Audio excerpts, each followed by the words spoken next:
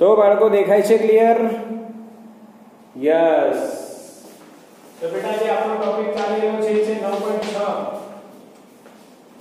કયો ચાલી રહ્યો છે? 9.6.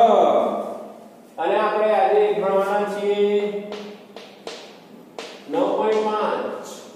સોરી 9.6.5. 9.6 ચાલે છે, 9.5 કેમનું ભણવાનું? પાસ્ટમાં લઈ જાઉં તમને. હાલો, પાસ્ટમાં જવું છે? નહીં, પ્રેઝન્ટમાં લઈએ. 9.6.5 અને એનું નામ છે ભાઈ, ટોપિકનું નામ છે ભાઈ ઝેર.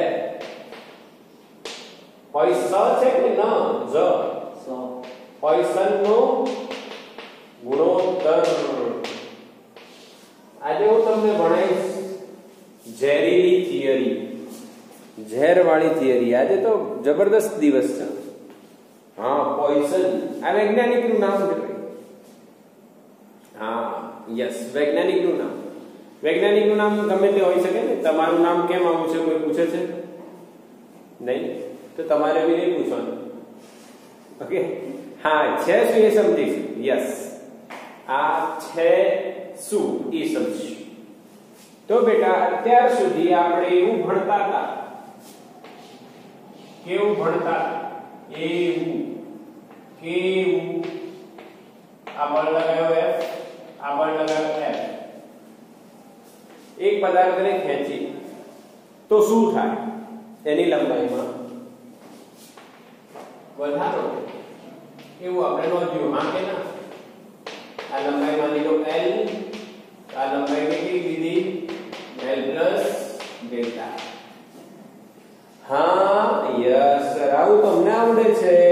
અને આની સાથે સાથે તમે સર અમને વિકૃતિ શોધતા પણ શીખવાડી, જેને અમે પ્રતાપ અથવા સંગત વિકૃતિ એપ્સિલોન કહેતા હતા.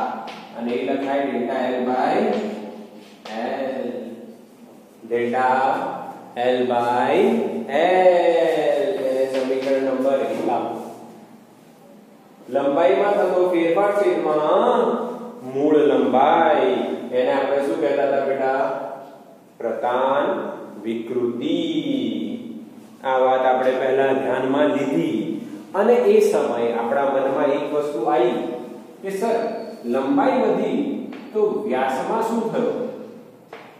પહેલા વ્યાસ હતો માની લો D, તો હવે વ્યાસ કેટલો થઈ ગયો? તો કે સાહેબ ઘટી ગયો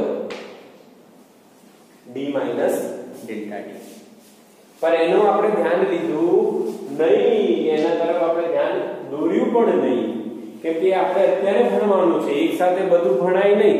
બધી દિશામાં એક બાજુ એક જ સાથે દોડવું નહીં, શાંતિથી જઈશું. તો ધ્યાન આપજો, લંબાઈને લંબ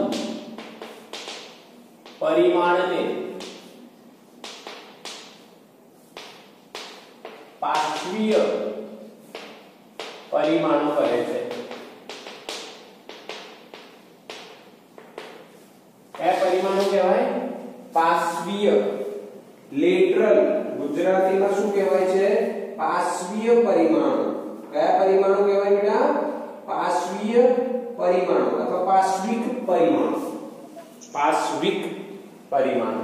NCERT પ્રમાણે મને લેટરલ ખબર છે. લેટરલ પાર્શ્વીય પરિમાણો, પાર્શ્વિક પરિમાણો એટલે ક્લિયર? અચ્છા, એક એક્ઝામ્પલ આપીએ તો જો બેટા આ ડસ્ટર છે. કોઈનો માઇક ઓન છે? બંધ કરો બેટા. આ લંબાઈ L આવે, આ એની ઊંચાઈ અને આ શું આવે? પહોળાઈ. તો આ લંબાઈ જે છે એ લંબાઈને ઊંચાઈ લંબ કહેવાય, પહોળાઈ પર એને લંબ કહેવાય. તો ઊંચાઈ અને પહોળાઈ એ કયા પરિમાણો કહેવાય? પાર્શ્વિક પરિમાણો. યસ, પાર્શ્વિક પરિમાણો. અને જ્યારે તમે સંગત અથવા પ્રતાપ દિશામાં ફેરફાર થઈ રહ્યું છે, પ્રતાપ અથવા લંબાઈના પરિમાણમાં ફેરફાર થાય છે, ત્યારે એને લંબ પરિમાણમાં પણ ફેરફાર થાય જ. લંબ પરિમાણમાં ફેરફાર થાય જ. Yes or no? યસ, આવડી ગયું સાહેબ. આ તો ખબર પડી મને. સરસ. તો તમને આવડી ગયું, એકદમ મસ્ત આવડી ગયું. હવે તમને એક પ્રશ્ન થાય તો બેટા એક પ્રશ્ન તમને શું થઈ રહ્યો છે કે સર આ પરિમાણમાં ઘટાડો થશે જો લંબાઈમાં વધારો થશે તો આનામાં પણ વિકૃતિ આવશે ને. જો પહેલા વ્યાસ d હતો પછી વ્યાસ ઘટી ગયો તો વિકૃતિ આવી કહેવાય. તેની વિકૃતિ કેટલી?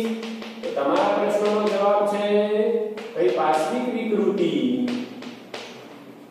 જેને ઇંગ્લિશમાં લેટરલ સ્ટ્રેન કહેવાય. લેટરલ સ્ટ્રેન કહેવાય. ઇંગ્લિશ જરૂરી છે. તમે 12મા પછી અંગ્રેજી જ ભણવાના છો એટલે અત્યારથી આદત પાડો.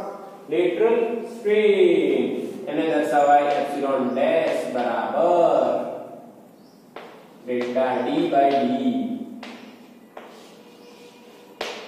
શું લખાય બેટા? Delta d by d. અરે આ તો સાહેબ સેમ ટુ સેમ તમે લખી નાખ્યું. હા સર તમે સેમ ટુ સેમ લખી નાખ્યું. પ્રતાન પણ આવું જ, પાછળ પણ આવું. કેમ? તો કેમ કે બેટા આ વિકૃતિ છે. વિકૃતિમાં શું થાય? ફેરફાર છેદમાં મૂળ મૂલ્ય. અહીંયા પણ ફેરફાર છેદમાં મૂળ મૂલ્ય. અહીંયા લંબાઈ છે, અહીંયા વ્યાસ છે. અરે હા સર હવે અમને ખબર પડી. હા સર હવે અમને મગજમાં ઉતર્યું કે આ તો વિકૃતિ છે એટલે ફેરફાર છેદમાં મૂળ મૂલ્ય લખવાનું. ફેરફાર છેદમાં મૂળ મૂલ્ય લખવાનું. યસ, જે ફેરફાર છે એ ઉપર લખવાનું, છેદમાં મૂળ મૂલ્ય. સિમ્પલ આવડી. અચ્છા ત્રિજ્યા લઈએ તો ત્રિજ્યા માટે શું લખાય? જે વ્યાસ માટે લખાય ડેલ્ટા d બાય d. ત્રિજ્યા લીધી હોય તો શું લખાય? Delta r by r. Kadam yes, સરસ સરસ સરસ. અચ્છા સર અમને બંને ખબર પડી ગઈ. સર તમે પહેલા શીખવાડી અમને, તમને મસ્ત એકદમ જોરદાર આવડતી. હવે તમને બીજી વસ્તુ પણ શીખવાડી, પાર્શ્વિક વિકૃતિ. એ પણ અમને આવડી ગઈ એકદમ જોરદાર. પણ તમે તો અહીંયા થિયરીનું હેડિંગ શું માર્યું છે સર? પોઈઝનનો ગુણોત્તર. તો એ ગુણોત્તર કઈ રીતના મેળવવાનો? તો એનો જવાબ એવો છે, ધ્યાન આપજો. પોઈસનનો ગુણોત્તર.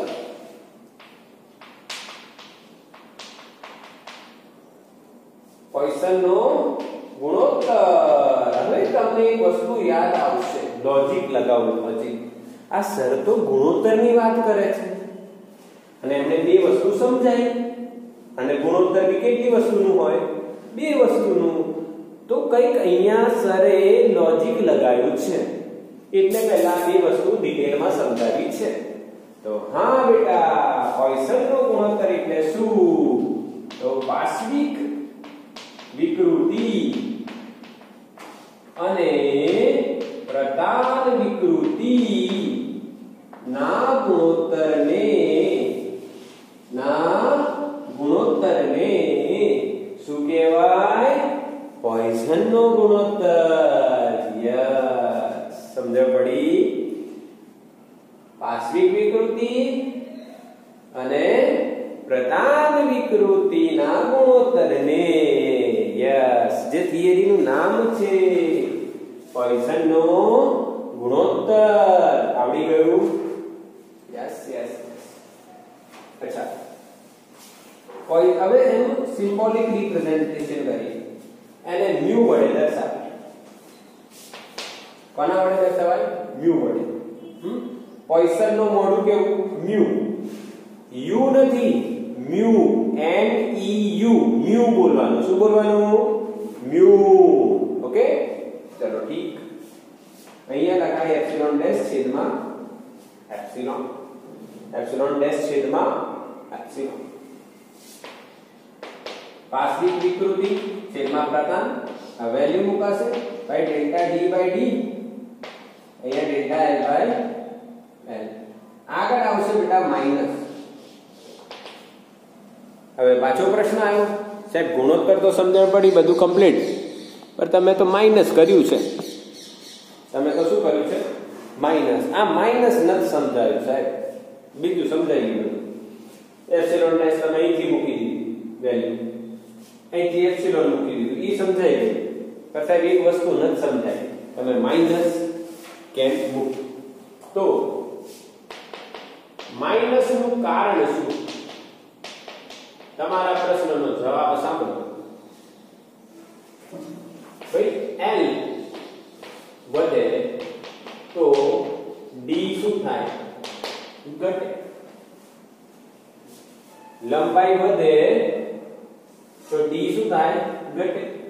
એટલે એકમાં ધન આવે, આમાં માની લો ઋણ આવ્યો, ફેરફાર. તો આમાં ધન આવે તો અહીં આગળ ઋણ આવશે. એ ઋણને ધન કરવા માટે બીજો ઋણ ગુણેલો છે. એટલે તમને ખબર પડે કે એક વધે છે અને બીજો ઘટે છે. જો લંબાઈ ઘટે તો વ્યાસ વધી જાય. યસ, સમજ પડી બેટા? માઈનસ નું કારણ. તમારા પ્રશ્નનો જવાબ આવ્યો. માઈનસ કેમ એનું ખબર પડી તમને લોજિક. બોલો ક્લિયર? યસ. બીજી વાત, સર તમે નવી વસ્તુ શીખવાડી, પોઈસન નો ગુણોત્તર. તો પોઈસન નો ગુણોત્તર એકમ રહિત છે ભાઈ. એ તો સાહેબ તમે એકમ રહિત કેમ?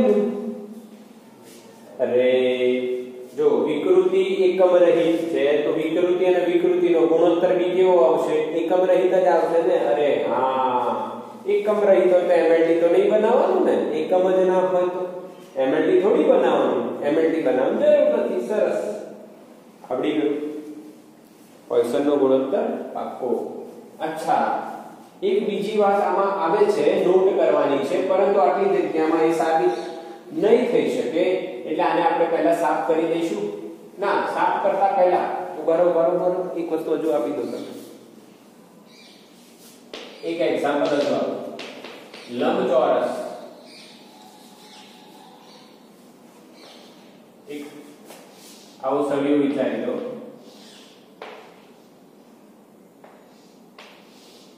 એક કોઈ પદાર્થ આવો તમે વિચારો. આ લંબાઈ l, આ બ્રેડ t, પહોળાઈ, અને આ ઊંચાઈ h. એક પદાર્થ એના પર બંને બાજુ આપણે બળ લગાવીને એની લંબાઈમાં શું કરી રહ્યા છે? આપણે વધારો.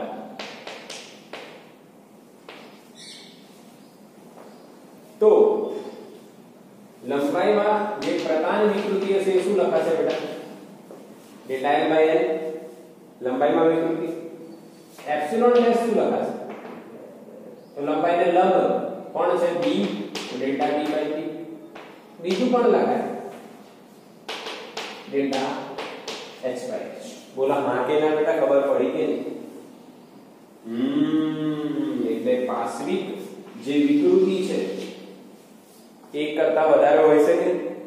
હા, એવો પ્રશ્ન લોજિકલ છે. જો બી દિશામાં ઘટાડો થાય ને, જો તમે લંબાઈ વધારો તો બી દિશામાં ઘટાડો થાય.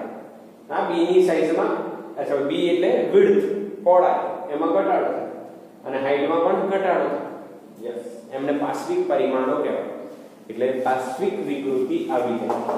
ચલો સ્ક્રીનશોટ લો ફટાફટ જલ્દી.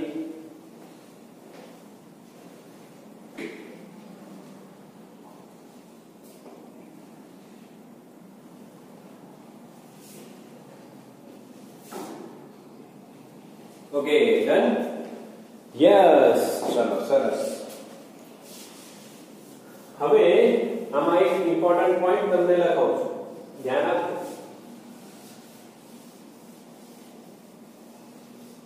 પોઈસનના ગુણોત્તર જે છે એની વેલ્યુ 0.5 કરતા વધુ ન હોઈ શકે. કેટલી ન હોઈ શકે? 0.5 કરતા. એક નોટ દઉં જોઈએ, સાંભળજો. પોઈસનનો ગુણોત્તર એટલે આપણે મ્યુ લખીએ. એટલે મ્યુની મૂલ્ય, મ્યુનું મૂલ્ય 0.5 કરતા વધુ ન હોય. આ નોટ લખી આપણે. તમે વાંચી, ચલો વાંચો તો. વાંચી તમે. મ્યુનું મૂલ્ય એટલે પોઈસનના ગુણોત્તરનું મૂલ્ય 0.5 એટલે અડધા કરતા મોટું ન હોય.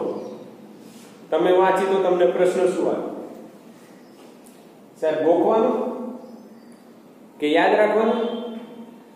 ના ગોખવાનું, ના યાદ રાખવાનું, સમજવાનું. અને યાદ રહી જશે ને ગોખાઈ બી સમજીએ કેવી રીતે. તો હું બેટા અહીંયા તમને એક નળાકારમાં એક્ઝામ્પલ થી સમજાવું. તમે એક નળાકાર લો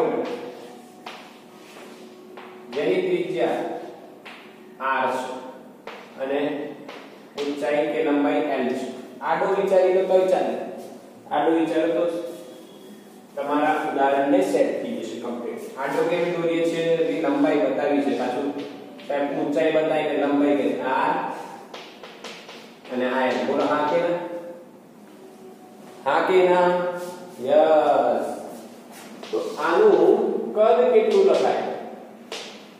v બરાબર pi r square l. Yes, હા સર, નળાકારનું કદ તો અમે 9મા કે 8મા ધોરણમાં શીખ્યા હતા, pi r સ્ક્વેર h. તમે h ની જગ્યાએ શું લઈ લીધું? l. બરાબર. હવે જ્યારે આપણે આને લંબાઈમાં વધારો કરીએ કે ઘટાડો કરીએ ત્યારે એના કદમાં શું થાય? ફેરફાર. તો અહીંયા હું લખું છું બેટા કદમાં આંશિક ફેરફાર. અરે સર આ શું લખી રહ્યા છો? આંશિક ફેરફાર. આવું સાંભળેલું લાગે છે ચેપ્ટર 2 માં આંશિક ત્રુટિ. હા, આવું સર સાંભળેલું લાગે છે ચેપ્ટર નંબર 2 માં આંશિક ત્રુટિ. યસ, એ જ છે આંશિક ફેરફાર. એટલે કદમાં આંશિક ફેરફાર શું લખાય? Delta v by v. અરે આ તો ત્રુટિ, અને ત્રુટિ સાથે સાથે આ તો વિકૃતિ. Delta l by l, delta v by v, આ તો વિકૃતિ થઈ. હા, ચલો હવે તમે નિયમ યાદ કરજો. સરવાળા બાદબાકીમાં નિરપેક્ષ ત્રુટિ આવે, ગુણાકાર ભાગાકારમાં સાપેક્ષ ત્રુટિ આવે. યાદ રાખો, શોર્ટકટ બતાવ્યું હતું ને. સવિતાની બારી નીચી છે અને ગુજરાતી ભાત સારા છે. ગુજરાતી ભાત એટલે ગુણાકાર ભાગાકાર, સારા એટલે સાપેક્ષ ત્રુટિ. યસ, અહીંયા ગુણાકાર થઈ રહ્યું છે ને r અને l નું. પાઈ તો અચળ છે, એમાં ત્રુટિ ના આવે. તો r² માં 2 આગળ આવે delta r by r plus l માં ત્રુટિ ડેલ્ટા l. તો આ ધોરણ 11 માં ચેપ્ટર નંબર 2 માં સર તમે આ શીખવાડ્યું હતું. યસ, ચેપ્ટર 2 માં આવું બતાવતા હતા. હા, તો કઈક યાદ આવ્યું થોડું થોડું, અને થોડું થોડું ન આવ્યું તો અમારે શું કરવું સર? અમારે શું કરવું? તમારે બેટા કશું નહીં કરવાનું. ચોપડી ખોલીને જોવાનું પહેલા સેમની. બરાબર. એમાં બીજા ચેપ્ટરમાં આપેલું છે તો ત્રુટિઓનું સંયોજન છે, એમાં ગુણાકાર ભાગાકારમાં આ જવાબ આ રીતે આવે. એકદમ ફટાફટ આવડી છે. ઠીક. અચ્છા, હવે પાર્શ્વિક વિકૃતિ તમે અહીંયા જોવો છો. ઈ કઈ છે બેટા? કે ડેલ્ટા r બાય r. શું બેટા? અને minus nu delta l by l લખાય. અરે સર આ શું લખ્યું? તો બેટા પોઈઝનનો ગુણોત્તર. પોઈઝનનો ગુણોત્તર શું હતો બેટા? મ્યુ બરાબર એપ્સિલોન ડેશ અપોન એપ્સિલોન. અહીંયા લખાવી delta r by r upon delta l by l. જો મેં ત્રિજ્યા લઉં તો ડેલ્ટા r બાય r શું લખાય? આગળ માઈનસ આવશે. ડેલ્ટા r બાય r શું લખાય? આ બાજુ જશે મ્યુ ગુણ્યા. અરે સર આવડી ગયું. હવે ખબર પડી. આમાં મૂકી દો, આમાં મૂકી દો તો ડેલ્ટા v બાય v બરાબર 2 minus mu delta l by l plus delta l by l. Yes yes yes. અરે સર વાહ, આ તો તમે એક જેવું કરી નાખ્યું. અહીંયા બી ડેલ્ટા l, અહીંયા બી ડેલ્ટા, અહીંયા l, અહીંયા સરખું છે તો બહાર લઈ લો. કે સરખું છે ડેલ્ટા l બાય l આપણે બહાર લઈએ તો અહીંયા શું વધે? Minus 2 mu plus 1.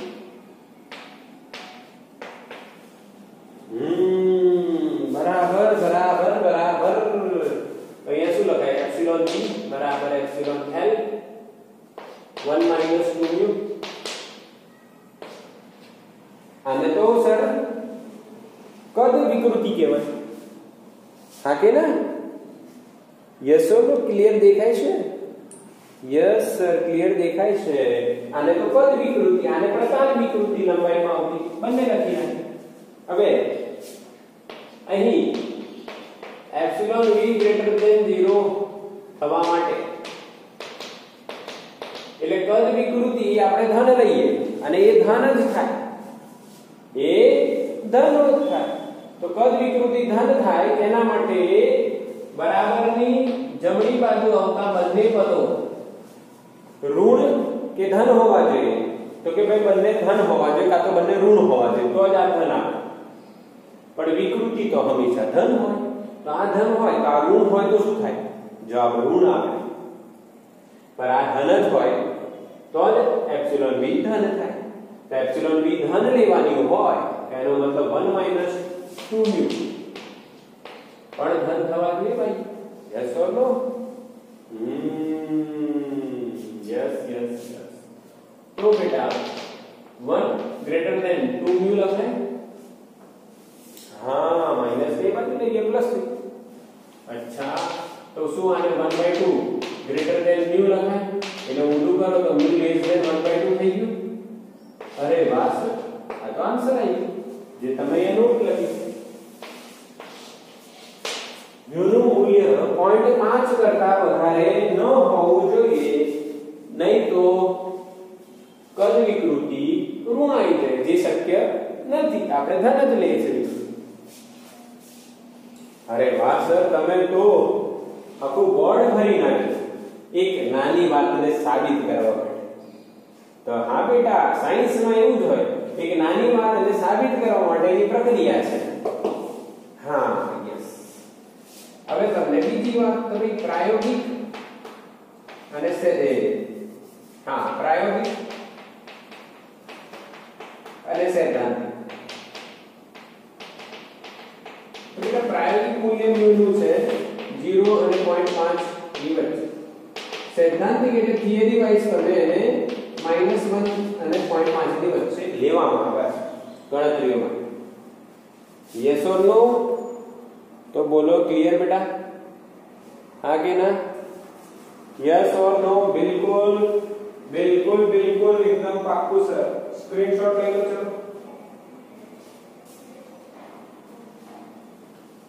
એટલે તમારે આ નોટ યાદ રાખવાની છે. બસ એ સાબિત કરી આપી નથી કે મ્યુનું મૂલ્ય 0.5 કરતા વધારે ન હોઈ શકે. ચલો ને, તો 9.6.5 આપણી પૂરી. હા સર બિલકુલ ક્લિયર. તો બીજી થિયરી કઈ છે જો તો 6.7 ને કે 6? અરે સર આ તો 6 છે. ચલો જોઈ કાઢી 9.6.6 શું છે? 9.6.6 તો ભાઈ અહીંયા સ્થિતિ સ્થાપકીય, સ્થિતિ ઊર્જા, સ્થિતિ સ્થાપક વર્તણૂક ની આપણી વાત કરવાની છે. ખેંચાયેલ તારમાં સ્થિતિ સ્થાપકીય, સ્થિતિ ઊર્જા. શું છે ટોપિક નું નામ? ખેંચાયેલ તારમાં સ્થિતિ સ્થાપકીય, સ્થિતિ ઊર્જા. ટોપિક એકદમ જોરદાર.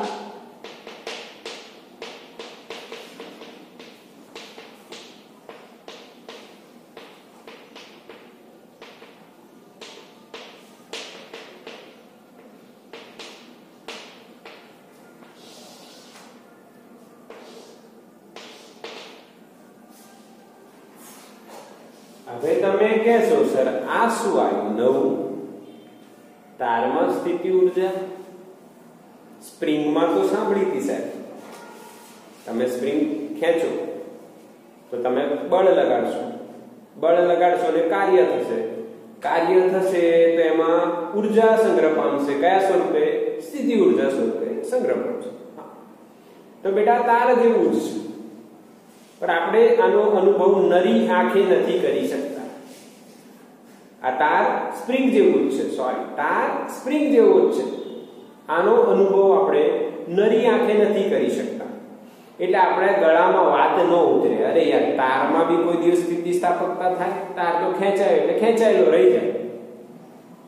તાર તો ખેંચાયો એટલે ખેંચાયેલો રહી જાય એવું આપણા મગજમાં સેટ છે. પર બેટા એ સૂક્ષ્મ સ્તરે થાય. કયા સ્તરે થાય?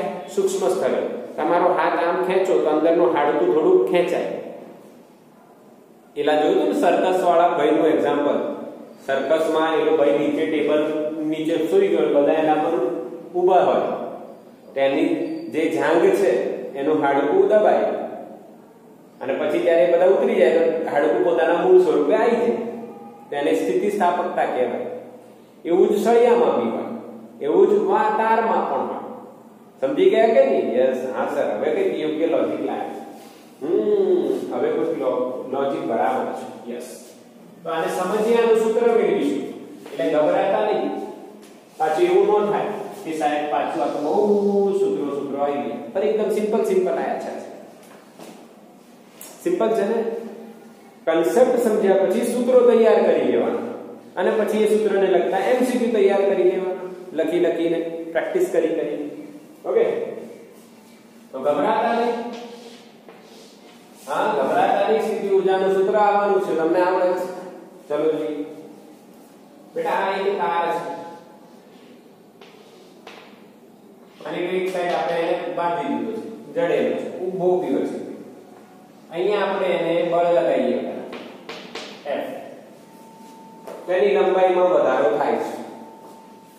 માની લો એની મૂળ લંબાઈ કેટલી છે? L. એના દ્રવ્યનો યંગ મોડ્યુલસ કેટલો છે? Y. અને એનો આંશિકનું ક્ષેત્રફળ કેટલું છે? A. બરાબર. આ ઇન્ફોર્મેશન આપી. એક તાર છે, એના દ્રવ્યનો યંગ મોડ્યુલસ y છે, એની લંબાઈ L છે, એનું ક્ષેત્રફળ A છે. હવે આપણે એના પર શું લગાવીએ છીએ? બળ લગાડશો તો એની લંબાઈમાં ફેરફાર થશે. ક્ષેત્રફળનો ફેરફાર ગણતો નથી હમણાં, લંબાઈમાં ફેરફાર થશે. તો કેટલું લઈએ છીએ આપણે? Delta L. અને કેટલું માનો તમે? સ્મોલ. કોઈ બી વેલ્યુ માની શકો છો, x માની શકો. અત્યારે મેં કેટલું માન્યું છે? સ્મોલ. બોલો ઉતર્યું મગજમાં? કે આ બાજુ તો બાંધી નાખ્યો ને, તો આ બાજુ જ ખેંચાશે. યસ. તો શું તમે આને ખેંચવા માટે બળ લગાવ્યું? હા સર, સાચી વાત છે, બળ લગાવ્યું. શું આ ખેંચાયું? હા સર, ખેંચાયું. તો બળ લગાવ્યું અને ખેંચાયું તો કાર્ય થશે? હા કે ના? બળ અને અંતર, બળ અને સ્થાનાંતર તો કાર્ય આવશે. અરે વાહ, હા સર, હવે ખબર પડી ગઈ કાર્ય કઈ રીતના આવે, બળનું યા સ્થાનાંતર. તો સૌથી પહેલા આપણે બળની વાત કરીશું. તો કઈ રીતના મેળવાશે? જો યંગ મોડ્યુલસ y બરાબર F by A delta x delta L by L. Okay, અચ્છા, તો સર F બરાબર શું લખશે? y a small l upon capital L. કેમ y l? તો બેટા ડેલ્ટા L ની જગ્યાએ તમારે શું લખવાનું છે? Small l. એટલે આટલું બળ તમે લગાડશો, આપણા બળનું મૂલ્ય. પરંતુ આ બળ અચળ નથી. જેમ જેમ તમારી લંબાઈમાં ફેરફાર થશે એમ આ બળ બદલાશે. હા સર, સાચી વાત છે. તો બદલાય તો કયું બળ આવે? બળ અચળ રહે તો કાર્ય કહેવાય અચળ બળ વડે થતું કાર્ય. પરંતુ અહીંયા બળ અચળ નથી, અહીંયા તો બળ કેવું છે? ચલ. તો કયું કાર્ય આવશે? ચલ બળ વડે થતું કાર્ય. કઈ ઇન્ટરેસ્ટિંગ વાત થઈ ગઈ છે. હવે તમે વિચારો, માની લો તમે સળિયા છો અને તમે નાના હતા, તો બીજે દિવસે ઊભા થયા હોય ને તમારી 5-6 સેન્ટીમીટર એક સાથે વધી ગયું, એવું થાય કોઈ દિવસ? ના થાય ને. આ સળિયાની લંબાઈમાં થતો ફેરફાર એક સાથે એડ થઈ જશે? ના સર, એક સાથે ના થાય. તો કઈ રીતના થાય? તો બેટા એમાં સૂક્ષ્મ વધારો થાય. કેટલો વધારો થાય? સૂક્ષ્મ. તો આપણે પહેલા સૂક્ષ્મ વધારો લઈએ. એકદમ સૂક્ષ્મ વધારો, એકદમ સૂક્ષ્મ વધારો dl. થોડો વધે ને, dl. હા, તો તો બેટા એના માટે કેટલું કાર્ય થાય? તો તારની લંબાઈમાં dl જેટલું વધારો કરવા માટે કરવું પડતું કાર્ય બેટા dw બરાબર f ડોટ dl લખાય. અરે હા કે ના સર? આ શું લખ્યું સર? અરે સરે લખ્યું છે f ડોટ dl. હા, કેમ કે આટલા સૂક્ષ્મ ફેરફાર માટે તો બળ તો અચળ થઈ જાય. અચળ બળનું સૂત્ર શું છે? f ડોટ સ્થાનાંતર. અચ્છા, તો શું બળ અને સ્થાનાંતરની દિશા એક જ છે? તો કે સર હા. તો થીટા કેટલો થઈ જશે? 0. એટલે cos શું લખાશે અહીંયા? 0. f ની વેલ્યુ કેટલી છે બેટા? તો કે y A l by l into dl. Yes, f dl cos theta. તો dw બેટા શું લખશો તમે? y એ l upon l into dl. cos 0 માં પાકું. આવું NCERT માં તમને એક્સપ્લેન કર્યું છે, પણ આવી રીતના નથી આપેલું.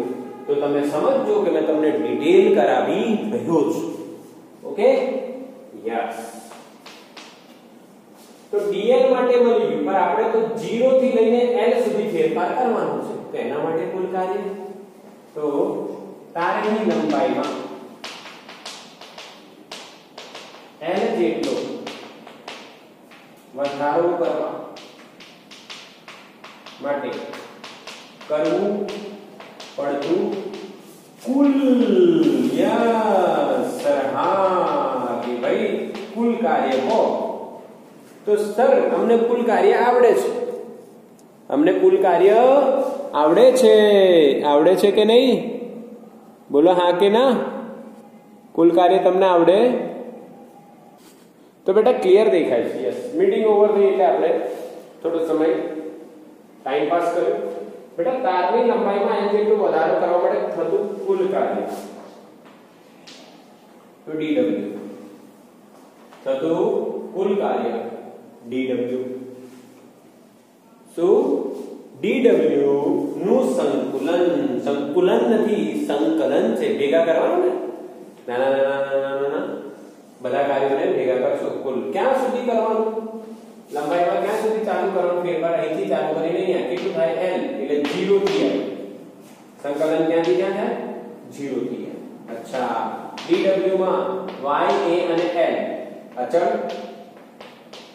ઇન્ટિગ્રેશન 0 થી l l dl. તમે કહેશો સર y a l કેમ બહાર લખ્યું? દ્રવ્યનો યંગ મોડ્યુલસ ન બદલાય. દ્રવ્ય તો એનો એક છે ને ભાઈ. હા, જે તે ક્ષણે એનો આડછેદનું ક્ષેત્રફળ dl લંબાઈ માટે ન બદલાય. એની મૂળ લંબાઈ બદલાય કોઈ દિવસ? ના બદલાય.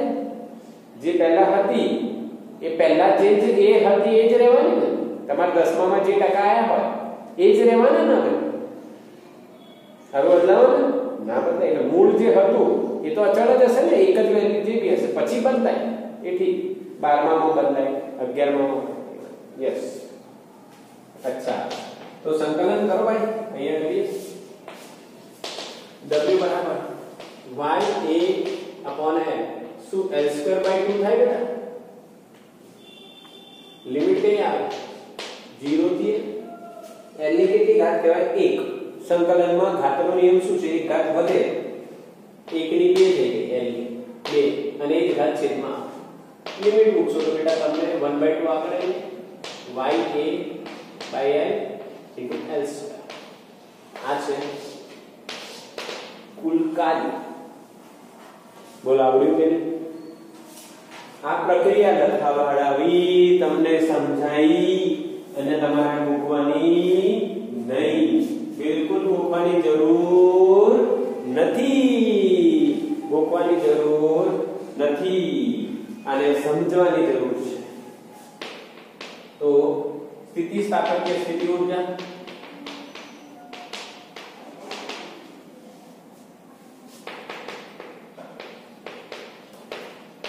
એટલે u બરાબર કાર્ય એટલે u બરાબર શું લખાય? Half y a l² by l. This is the answer. स्थिति स्थापक्य स्थिति ऊर्जा U बराबर half YAL² upon capital L. This is the answer. હવે તમે કહેશો સાહેબ આ પાછું નવું યાદ રાખવાનું? નહીં બેટા, યાદ નહીં રાખવાનું. હું તમને બીજી ટ્રીક આગળ કરાવી રહ્યો છું, ચિંતા કરતા નહીં. આ પ્રક્રિયા છે. ક્યાંય જીનીમાં કોઈ દાખલો પૂછાય એટલે સંકલન કરવાની જરૂર કદાચ પડે તો આ રીત તમને ફાયદાકારક રહેશે. પરંતુ આનું શોર્ટકટ યાદ રાખવાની ટ્રીક તમને બતાવું છું. ધ્યાન આપજો. આમાં યંગ મોડ્યુલસ છે, લંબાઈમાં થતો ફેરફાર સ્મોલ l મૂળ લંબાઈ છે. તો આને આપણે પ્રતિબળ અને વિકૃતિ ના સ્વરૂપમાં ફેરવી નાખીએ. તો તમે કહેશો સાહેબ હવે એ કઈ રીતના ફેરવાય? સાહેબ તમે શું કરો છો? પકાવો છો યાર સાહેબ તમે તો પકાવો છો. હા, આવું થતું હોય. આ તો YAL² upon L છે અને તમે કહો છો આમાં પ્રતિબળ ને વિકૃતિ લઈ આવો. સાહેબ પકાવ ના હવારે એવું થાય. તો બેટા પકાવતો નથી, તમને લોજિક આપું છું, ધ્યાન આપજો. અહીંયા શું લખું છું? U બરાબર હાફ. યંગ મોડ્યુલસ એટલે શું? પ્રતિબળ છેદમાં વિકૃતિ. હા કે ના? યસ. L/L ફેરફાર છેદમાં મૂળ મૂલ્ય શું કહેવાય? વિકૃતિ. પણ સર અહીંયા તો એક જ L છે, તો એક L ગુણી નાખું નીચે, L² છેદમાં L² અને એક ઉપર ગુણી નાખું, વાત એક થાય. હા સર, હવે કઈ ખબર પડી? યસ યસ યસ, ખબર પડી કે નહીં? એક L વડે ભાગ્યો અને એ એક કેપિટલ L વડે ગુણ્યા, તો કેપિટલ L છેદમાં L, નીચે એક L હતો તો L², ઉપર સ્મોલ l², નીચે કેપિટલ L². હા સર, હવે ખબર પડી. અરે હા કે ના? યસ. તો હા, સિગ્મા અપોન એપ્સિલોન. સર ક્ષેત્રફળ ગુણ્યા લંબાઈ તો કદ કહેવાય. સર ફેરફાર છેદમાં મૂળ મૂલ્ય તો વિકૃતિ કહેવાય. તો એપ્સિલોન નો વર્ગ, એપ્સિલોન વર્ગ. તો બેટા શું આવ્યું? Sigma v into epsilon. Yes sir, આ તો યાદ રહી છે. આ તો કઈક નાનું તમે લઈ આવ્યા એટલે અમને નાનું તો આવડે. યસ સર, આવડી ગયું. તો તમને લાગ્યું સાહેબે તો આજે પૂરેપૂરા પકાઈ નાખ્યા એવું લાગ્યું ને? ના બેટા, મેં પૂરા નહીં પકાયા, અડધા પકાયા. શું પકાવ્યું મેં તમને? જો આને પ્રતિબળ કહેવાય, આને કદ કહેવાય અને આને વિકૃતિ કહેવાય. તો સાહેબે શું પકાવ્યું આજે? પ્રતિબળ ક, કદ ક અને વિકૃતિ એટલે પકાવવું. હું તમને પકાવતો નથી અને તમને લાગે તો ખાલી અડધા જ પકાયા છે. હા આખીના યસ ઓર નો? આ બધું આવી ગયું. આ પ્રક્રિયા કઈ રીતના થઈ અને તમારો આન્સર કઈ રીતના? શોર્ટકટ બેટા, પ ક વ. યા અડધું પકાવું. સાહેબે કેવું પકાવ્યું? અડધું. પ પ્રતિબળ, ક કદ, વ વિકૃતિ, અડધું. યસ ઓર નો? હા કે ના? યસ. બીજી રીત પણ છે બેટા, બીજો લોજિક પણ છે બેટા, જબરદસ્ત લોજિક છે. આટલું બધું કર્યા પછી પણ શોર્ટકટ જોજો કે ભાઈ ઉત્તરાયણ આવે છે. હા સર આવે છે. તો ભાઈ અડધી કપાઈ. તારી પતંગ કેટલી કપાઈ? ભાઈ અડધી કપાઈ. હા, કેટલી? કોઈની પતંગ કેટલી કપાવી? ભાઈ કેટલી કપાવી? 100 પતંગ હતી, 50 પતંગ કપાઈ નાખી. તું એ કેટલી પતંગ કપાવી? કપાવી. શું બોલી રહ્યો છું? અડધી પતંગો કપાવી. તો ક એટલે કદ, પ એટલે પ્રતિબળ, વ એટલે વિકૃતિ. કપાવી. બી. બોલો આવડ્યું કે નહીં? અરે વાહ, યસ. તો સ્ક્રીનશોટ લઈ લો ફટાફટ. એક નાની વાત કરવા માંગુ છું, જલ્દી કરો ફટાફટ.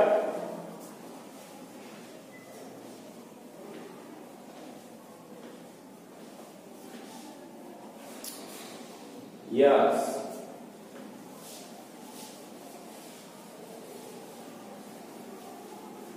હવે બેટા અહીંયા આવશે સ્થિતિ સ્થાપકીય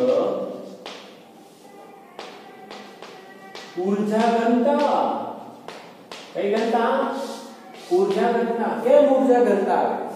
બેટા એક વાત સમજો. શું અહીંયા દરેક વખતે ફેરફાર જે કરશો એમાં જે તમારી ઊર્જા છે એ દરેક જગ્યાએ સરખી નહીં, જુદી જુદી હશે. દરેક કદ માટે સમાન નહીં હોય, જુદી જુદી હોય.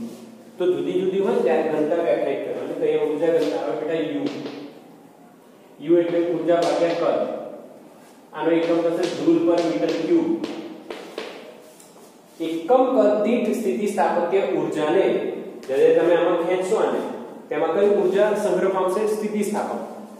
એ સ્થિતિસ્થાપકીય સ્થિતિ ઊર્જા કેટલી? આટલી.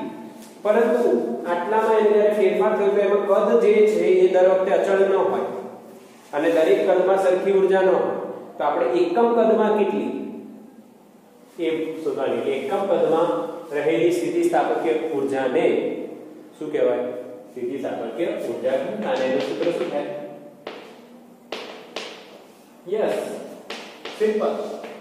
આના પરથી જ v વડે ભાગી નાખો. અચ્છા, અત્યારે તમે જ્યારે SS લઉં છું, SS સ્ક્રીનશોટ કહું ત્યારે તમે લખો છો ડન SS. આ SS જ છે જો ઇંગ્લિશમાં. Stress strain. જો તમે ઇંગ્લિશ મીડિયમમાં હો તો તમને કહીશ એવો લોજિક આપતો કે તમે સ્ક્રીનશોટ લઈ લીધું તો તમે મેસેજ કરતા ડન SS. SS ડન કરો છો ને મેસેજ. તો જો તમે મેં કેમેરો બરાબર ન ગોઠવ્યો અને અડધું જ આવ્યું હોય તો તમે શું કહેશો? Half SS. ઇંગ્લિશ મીડિયમ માટે. તમે ગુજરાતીમાં છે એટલે મેં તમને પકાવી નાખ્યા એવું કહી દઉં. કાં તો તમારી પતંગો અડધી કપાઈ ગઈ. મેં કેટલા પકાવ્યા? અડધા. કાં તમારી કેટલી પતંગો કપાઈ? બોલો પાક્કું? તો બેટા આજનો જે ટોપિક છે ડન છે, બિલકુલ ક્લિયર છે. સ્ક્રીનશોટ લઈ લો અને બરાબર નોંધ કરજો.